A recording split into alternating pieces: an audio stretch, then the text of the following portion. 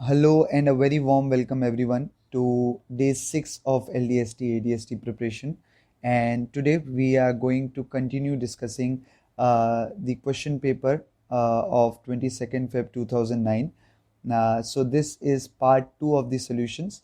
I hope all of you are finding this series useful, and if you are doing so, please like and share these videos.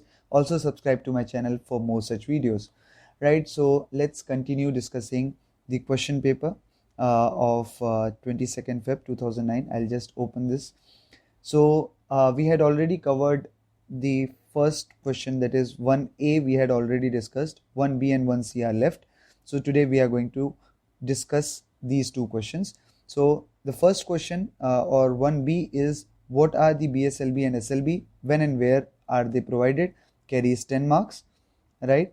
And the second question that we are going to discuss is 1C, what are the essentials of interlocking, and it carries 5 marks, right?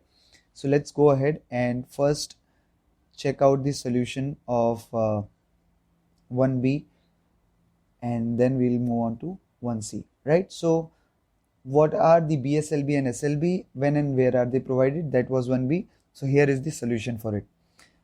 Please ignore this particular diagram as this is an incorrect representation of shunting limit board. The right one is the correct representation. Okay.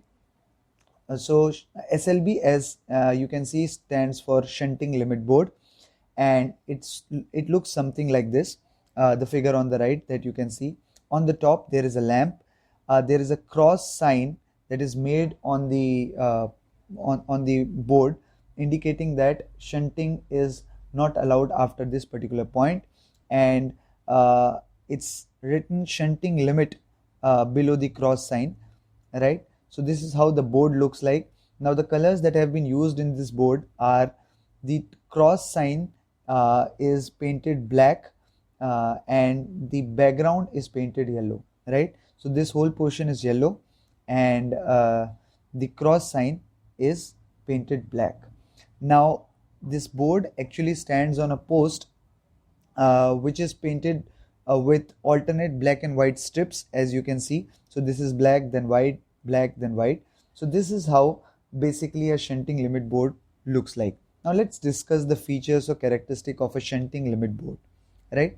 So shunting limit board, as you can see, is provided on single line sections when shunting in the face of approaching train is permitted, right?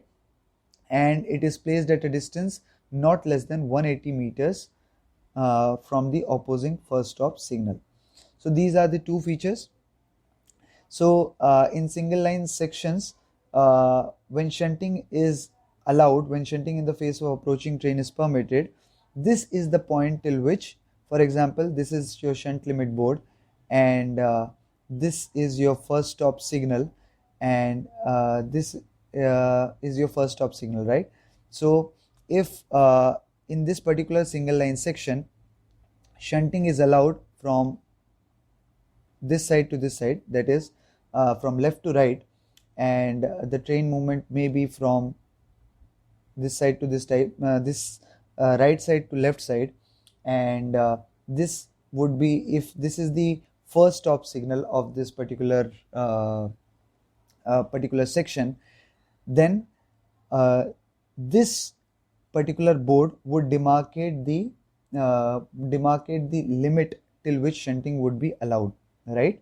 So that is your shunt limit board. That is the significance of shunt limit board, and this board would be at a distance of not less than 180 meter distance from the first stop signal, right? So distance between these two should be at least 180 meters. So these are the two characteristics of the shunting limit board, right? Now moving on to BSLB, that is block section limit board. BSLB is represented through the diagram that you can see below, right? And there is a lamp similar to what you saw in shunting limit board. There is a cross sign similar to what you saw in shunting limit board. Instead of shunting limit, here it's written block section limit, right? And the background is painted yellow, as you can see, and the cross sign is painted black in color. This board rests on a post which is painted with black and white strips alternately. As you can see, this is the white portion, then comes the black portion. So that is how a block section limit board would look like, right? And what are the features? Provided on a double line section. Shunting limit board was provided on a single line section. So BSLB is provided on a double line section where there are no facing points or the outermost point at the approaching end are trailing, right? So block section limit board is basically provided on a double line section where there are no facing points or the outermost points at the approaching end are trailing, and BSLB shall be placed at a distance not less than 180 meters from the first stop signal. So here also you can see that the distance specified is similar to what was the distance specified for shunting limit board. So you can remember it like that: 180 meters distance from the opposing first stop signal was the limit for shunting limit board. But when we talk about the BSLB or the block section limit board, then it is at a distance 180 meters from the first stop signal, right? And it is provided on a double line section where there are no facing points or the outermost points at the approaching end are trailing, right? I hope this is clear. I'll move to the next particular question. What are the essentials of interlocking? So a very important question. All the signal engineers are expected to know these. So as per para 7.82 of SEM part 1 1988 edition, lever frames and other apparatus installed for the operation and control of signals, points and etc. must be so interlocked and arranged as to comply with the following essentials, right? And what are these essentials?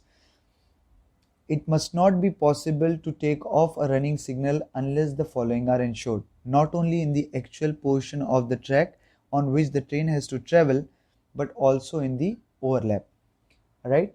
So the first essential, as we all know, talks about what are the conditions that need to be ensured before you take off a running signal, right? And these conditions should be ensured not only in the actual portion in which the train has to travel, but also in the overlap portion. So what are the conditions? The first condition is all the points are correctly set. So if the position of the point is required normal, then it should be set in normal, and if it is required in reverse, then should be set in reverse. So all the points should be correctly set. All the facing points are locked at sight. In addition to they being set correctly in the position required, the facing points should also be locked at sight, so that once the signal is taken off, it should not be possible for the station master to alter the position of the point, right? And all the interlock level crossing gates are closed and locked against road traffic. If there are any LC gates, then they should be closed and locked against road traffic when the signal is being taken off. And last but not the least, the isolation should also be ensured, right? So I guess I would be able to cover only this much in this particular lecture, and I hope all of you found this useful, and I would wrap up this session now. Please do join me for the next session as well. Till then, bye, take care. Also, I wanted to show you this particular website, because the last time I had tried to open it, it could not open, but now I have fixed the internet options and now it should be accessible. So I'll just show you this also. So for all the latest notifications and circulars regarding Group B selections, you can visit this website, indianrailways.gov.in. At the full website, you can get a screenshot of it from the slide, and here you can get all the circulars and notifications. Please do check out this particular website regularly for all the updates. So this is Prashant.